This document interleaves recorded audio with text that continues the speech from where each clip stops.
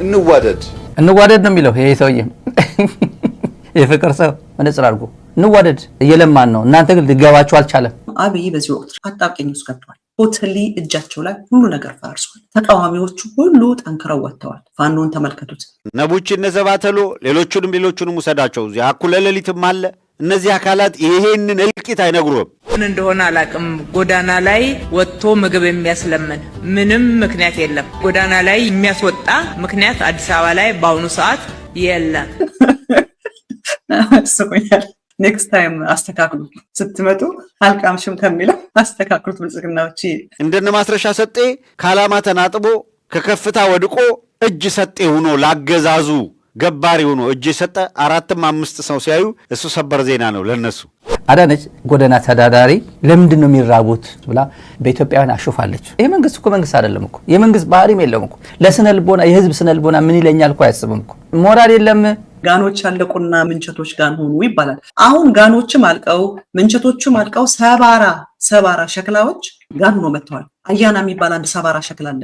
መንግስት የሚባል ነገር የለም። ከፈረሰ ሰንብቷል። ለዛም ነው በነገራችን ላይ አምነው አዲስ አበባ ዙሪያ ላይ ምሽግ እየቆፈሩ ያሉት። የአማራ ክልል ብልጽግናዎች ምን ይላሉ? ህወሓት ነው ከጀርባ ያለው፣ ሻዕቢያ ነው ከጀርባ ያለው ይላሉ። የራስ ልጆች ናቸው። ኮራ ብለህ ተናገረው። የኔ ልጆች ናቸው ብለህ ኩራት እንዲሰማቸው አድርግ። ድፍረቱ ነው ያልኩኝ። እንዴት ያስቃል! እንደው የሶሻል ሚዲያ እንዴት ደስ ይላል! ባክ ሱፍ እና ምናምን አድርጎ ጭለት ብለህ እንደዚህ ያለ ጡንቻ ራስ ትክክለኛ የአማራ ህዝብ እሴት በውስጥ ያለ መሆኑ ማሳየው ፌስቡክ ላይ የምትወራጨውና ሰድበ ለሰዳቢ የምትሰጣጣው እዛና እዚህ የምትጎነታተለው ነገር አይደለም። አማራ ክልል ላይ ያለው ውጊያ በዩቲዩብ እየታየ አይደለም። ብልጽግና ይሄን እያየ ምርጫ ይላል። መከላከያ ሰራዊት እየደረሰበት ያለው ጉድ የኢትዮጵያ ጀነራሎች ያውቁታል። በቴሌግራም በተለያም ይነገራቸው ያዩታል፣ ግን መናገር አይፈልጉም። አድርግ አታድርግ ስለሆነ መከላከያ ወይ አገልጥለው ነው መሄድ ያለባቸው ወይ እሺ ጌታዬ ብሎ የአብይ ጉዳይ አስፈጻሚ ሆኖ ህዝብ ለህዝብ ማጋጨት ነው። የሻለቃ አዛዡን ጨምሮ በሻለቃ አዙ ስር የነበሩ የመከላከያ ወታደሮች ማሙሉ ህይወታቸው አልፏል፣ ህይወት እዛ ተቃጥፏል እየተባለ ነው። ብልጽግና ምንም አይልም። የአማራ ክልል ብልጽግናዎች ምን ይላሉ? ህወሓት ነው ከጀርባ ያለው፣ ሻዕቢያ ነው ከጀርባ ያለው ይላሉ። የራስ ልጆች ናቸው። ኮራ ብለህ ተናገረው። ብልጽግናዎች እየመተዋል። ሰው የሚያውቀውን ቋንቋ ነው የሚናገር። እኔ ምንም እንዲህ ሲሉ ምንም የሚያውቀውን ቋንቋ ነው የሚናገር። አባይን ያላየ በምን ይደነቃል አለም ሰው። ምክንያቱም በሰፈሩ የሚያውቀውን ወንዝ ነው የሚያውቀው ወንዝ አንገረብ ከሆነ ሁሉ ነገር እንዳንገረብ ነው የሚመስለው። እነዚህ ሰዎች የሚያውቁት ጫት መቃም ነው፣ እየቃሙ ማውራት ነው። ስለዚህ ኤቭሪባዲ እንደነሱ ይመስላቸዋል። እና ምንም አልቀየምም። አይዞህ እንደው አንድ ቀን እግዚአብሔር ነፃ ያወጣሃል፣ እግዚአብሔር ይገላግልሃል። ያው ብልጽግና ሲወገድ ያው ጫቱን ይቀርና አንድ የአብይ አህመድን ስልጣን ለማስጠበቅ የኦህዴድን ስልጣን ለማስጠበቅ የአዳነች አቤቤን ስልጣን ለማስጠበቅ የሚከፈል መስዋዕትነት በጣም በሚገርም ሁኔታ ያ ሁሉ እልቂት። በዚህ በኩል ተራራ ነው፣ ከተራራ በስተጀርባ ገደል ነው። እዚያች ገደል አፋፍ ላይ ባለ ምሽግ ሙሉ በሙሉ አልቆ ምሽጉ ፈርሶ ቀጠናውን ተቆጣጥረው ነው። ይሄንን በቪዲዮ የተደገፈ ነው። ያገዛዙ ካድሬዎች ይሄንን እልቂት አይነግሯችሁም። ለዚህ አገዛዙ የሚወስደው አጸፋ እዚያ ሽንፈት በሚገጥመው ጊዜ ሲቪሊያንን በድሮን ነው የሚጨፈጭፈው። ኮራ ብልጽግና ደስ አይለው አይኖ አብይ ደስ አይለውም፣ ግን የኔ ልጆች ናቸው ብለህ ኩራት እንዲሰማቸው አድርግ። አጋጣሚ ደግሞ ድምፁን የአማራ ቴሌቪዥን ለአማራ ህዝብ ድምፅ እንዲሆን ተብሎ ነው የተከፈተው። ግን የማን ድምፅ ነው? የኦፒዲኦ ድምፅ ነው። የብልጽግና ድምፅ፣ ሌላ ነገር የለውም። አጋጣሚ ሆኖ ሆዳም አለ። የአማራ ጠላት አማራ ሆዳም አማራ ነው እንዳሉ ፕሮፌሰር በጣም ወሳኝ ንግግር ነች። የአማራ ጠላት ሆዳም አማራ ነው። ሚዲያ ላይ ያሉት አሁን የብልጽግና አገልጋዮችን ማየት ዘግቡ ብትሉት የአማራ ቴሌቪዥን ይሄ ዘግብ ብትሉት አይዘግብም። ምን ወጥቶት አረጋ ከበደ የዚህ ህዝብ አስተዳዳሪ እኮ ነው። ተመልካቾች አብይ ምን እያደረግክ ነው ብሎ አይጠይቁም። እነሱ ሰምቶ እንዳልሰማ ላሽ ነው የሚለው። እንደዛ በማለታቸው ያስቀኛል። እንደውም አክቹሊ በጣም ያስቀኛል። እኛ አካባቢ መቃም አይደለም አልገባቸውም። ብልጽግናዎች ያው እነሱ የጫት የተሰጣቸው ሰብሰብ እንትን የሚሉበት ለእንደሱ ይሰጣቸዋል ገንዘብ። ለብልጽግናዎች ወደ ነጥብ ይገባለሁ ለጫት ይሰጣቸዋል። እና ለእነሱ የሚመስላቸው ሁሉ ሰው ጫት ነው የሚመስላቸው። እኛ አካባቢ ደግሞ ያልገባቸው ከዛ ሌላ ነው። ስኖር የሚደረጋለ፣ ስሞክ የሚደረጋለ። አሜሪካ ለምንለው ነው ዲፈረንት ነው፣ መቃም አይደለም። ስቆኛል። ውጊያ ጀግንነት በሚጠይቀው ቦታ ላይ ሲሸነፍ ነው ለስ ብሎ ሌላ ነገር የሚያደርገው። ነቡች ነዘባተሎ ሌሎቹንም ውሰዳቸው። አኩለ ሌሊትም አለ። እነዚህ አካላት ይሄንን እልቂት አይነግሩም። እንደነ ማስረሻ ሰጤ ከዓላማ ተናጥቦ ከከፍታ ወድቆ እጅ ሰጤ ሆኖ ላገዛዙ ገባሪ ሆኖ እጅ የሰጠ 4-5 ሰው ሲያዩ እሱ ሰበር ዜና ነው ለነሱ። አሁን ሌላ አጀንዳ ስጡ፣ ይሄ እንዳይሰማ ይሄ እንዳይነገር ተብለው የሚረባረቡት ሌላ ቦታ ነው። እላይ ታች የሚሉት ሌላ ቦታ ላይ ነው። ምርጫ አካሄዳለሁ እና በጣም ሰላማዊ ነው አማራ ክልል ምርጫ አካሄዳለሁ የሚባለው ይሄ ህዝብ ነው ምርጫ ውስጥ የሚገባው። መርጣለሁ ብሎ በጉጉት መሪን መርጣለሁ አብይን መርጣለሁ ብሎ ብልጽግና መረጠ ተብሎ ነገ ጠዋት ፕሮፓጋንዳ የሚሰራበት ህዝብ እነዚህ ምስኪን ዜጎች ናቸው። መጨረሻ ሁሉም ጥሎት ሄደ። እዚህ ውስጥ ከአንተ ጋር እንቦጭ አለቅም ብሎ አብይ አይለቆም። ይሄ ፕሮግራም ጥንቅቅ አድርጎ 2-3 ደግሞ እየገረበ ያየዋል። አሁን እንደገና ምን አለ እያለው ሪዋንድ እያደረገ ያየዋል። የእኛ ጥረት የጋራ ህልውና ችግር ከገጠማቸው በጋራ የሚመክቱበት እድል ማመቻቸት ነው። ህዝብን ጠብቀኝ፣ አሁን በጋራ ጠብቀኝ ነው እያለ ያለው ህዝቡ።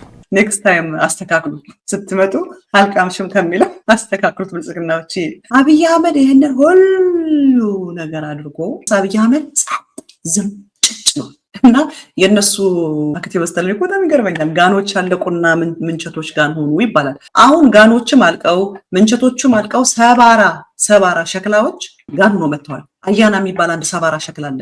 ብልጽግና ከኢትዮጵያ ገንዘብ እየላከለት አሜሪካ ሀገር የሚያኖረው ማለት ነው። አያና የሚባለው የትኛው የፖለቲካ እውቀቱ ወር ወዝ አያና አሁን በአገሪቷ ውስጥ አንደኛ ይኸውላችሁ የሲቪሊያን አውቶቡስ እንኳን ሲጓጓዙ የመከላከያ የሚባል ኃይል አጅቦ ነው የሚንቀሳቀሰው። መንግስት የሚባል ነገር የለም። ከፈረሰ ሰንብቷል።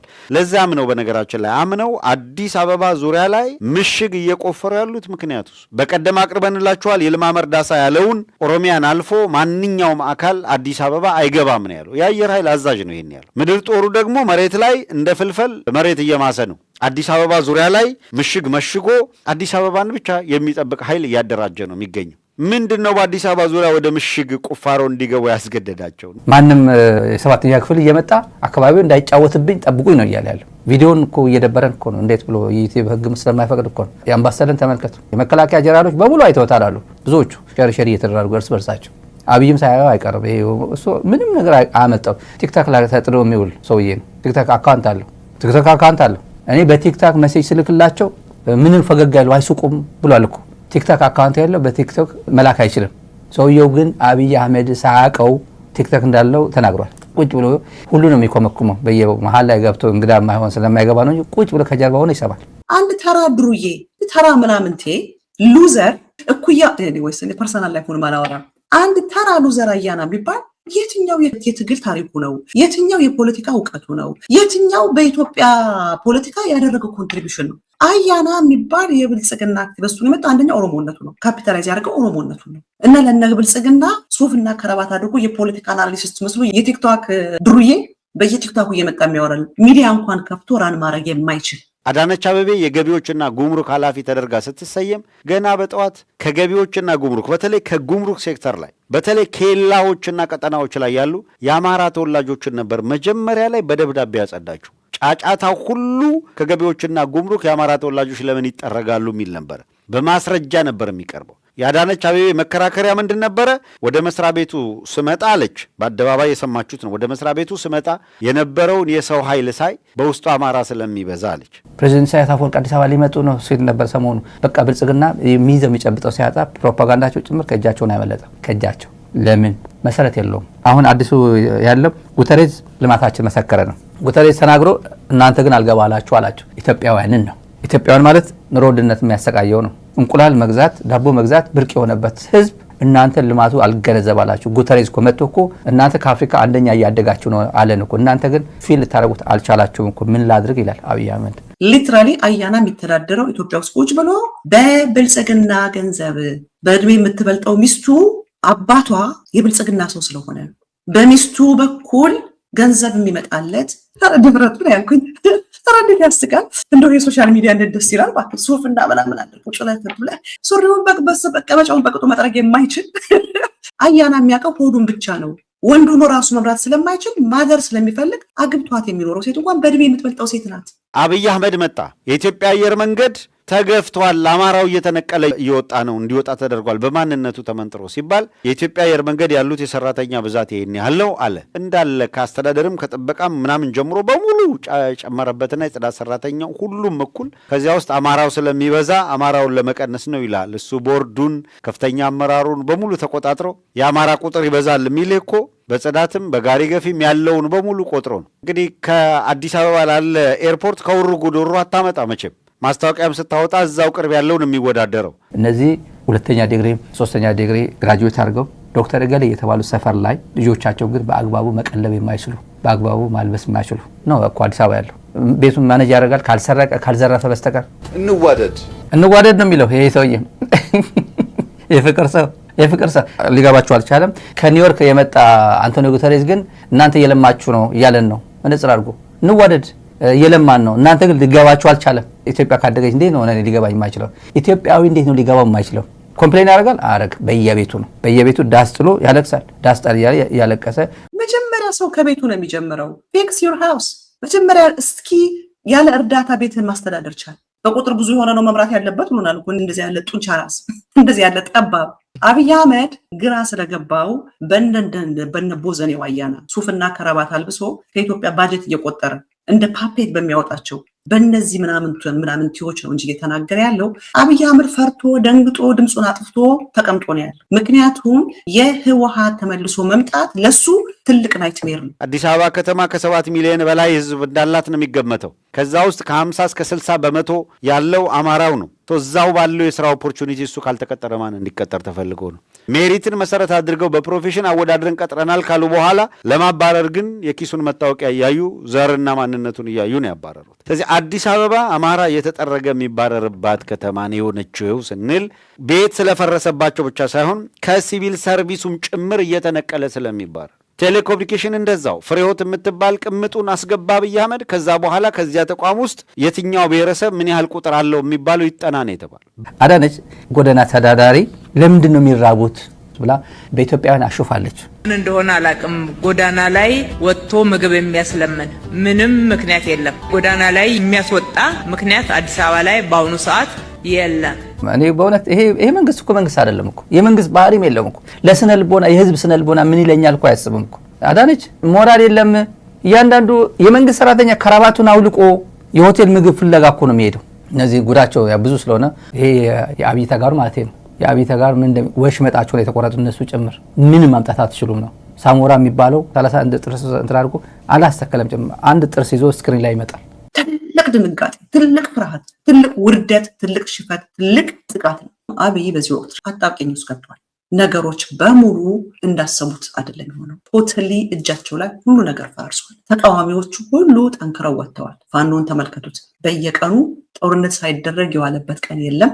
በየቀኑ ፋኖ የብልጽግናን ሰራዊት አመድ ነው እያደረገ ያለው። ከተማን ተቆጣጣሪውን ብዙ ሰዎች ለምንድነው ከተማ የማይዙ? ለምን ከተማ ይዛል ፋኖ? በውድድር ገብተው ተቋም ውስጥ የሚሰሩ ሰራተኞችን ብሔረሰባዊ ማንነታቸው እየተለየ እንዲባረሩ ነው የተደረገው። ዕጣ ፈንታው ግን ቆርቁሮ ካሳደጋት አዲስ አበባ ሳይቀር በራራ ይሉት ስም ሰጥቶ ቅርስና ታሪኩን አትሞ የኖረባት የሰራት ከተማ እቴጌ ጣይቱ ከንጦጦ ሆኖ ወደ ታች ቢያዩት የአፄ ዳዊት ከተማ በራራ ተውባ ተመለከቷትና አዲስ አበባ አሏት።